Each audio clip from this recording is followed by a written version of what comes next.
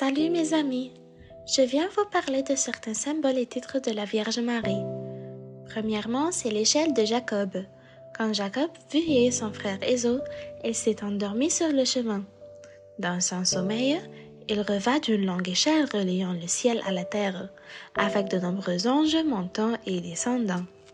De même que l'échelle de Jacob reliait le ciel et la terre, la Vierge Marie a relié le ciel et la terre, car c'est par elle que le Christ est descendu et s'est incarné. C'est l'attente de la rencontre. Dans l'Ancien Testament, l'attente de la rencontre était la demeure de Dieu parmi son peuple. La Vierge Marie est comparée à l'attente de la rencontre car Dieu a habité en elle pendant 9 mois. Ensuite, c'est l'Arche de l'Alliance. Dieu a ordonné à Moïse de fabriquer l'Arche de l'Alliance en bois incorruptible, c'est-à-dire qui ne se dégrade pas, et de la recouvrir d'or. Cela symbolise la Vierge Marie, qui est restée vierge même après avoir donné naissance au Christ.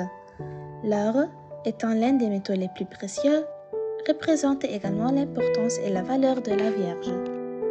Le vase de manne. Moïse a placé un vase contenant de la manne, nourriture descendue du ciel pour le peuple d'Israël dans le désert. Dans le Nouveau Testament, Jésus déclare « Je suis le pain vivant descendu du ciel » Jean 6. La Vierge est comparée à ce vase car elle a porté le pain de vie véritable, Jésus-Christ. La Vierge d'Aaron. Lorsque les tribus d'Israël ont contesté le sacerdoce d'Aaron, Dieu a ordonné que les bâtons de chaque tribu soient placés devant lui dans la tente. Le bâton choisi, celui d'Aaron, a miraculeusement fleuri. De la même manière, la Vierge a conçu Jésus-Christ par l'action du Saint-Esprit, sans semence humaine. C'est la table de la loi. Ces tables portaient les 10 commandements, la parole de Dieu. La Vierge Marie a porté en elle la parole de Dieu incarnée, c'est Jésus-Christ. Le chandelier d'or. Dans la tente de la rencontre se trouvait un chandelier d'or avec des lampes qui illuminaient l'espace. De même, la Vierge Marie a porté en elle la lumière du monde, Jésus-Christ, qui a dit « Je suis la lumière du monde » Jean 8. L'encensoir d'Aaron. L'encensoir contient du charbon enflammé et de l'encens qui monte en odeur agréable. Tout comme l'encensoir ne brûle pas, la Vierge Marie a porté en elle l'union de la divinité et de l'humanité sans se consumer. La porte d'Ézéchiel.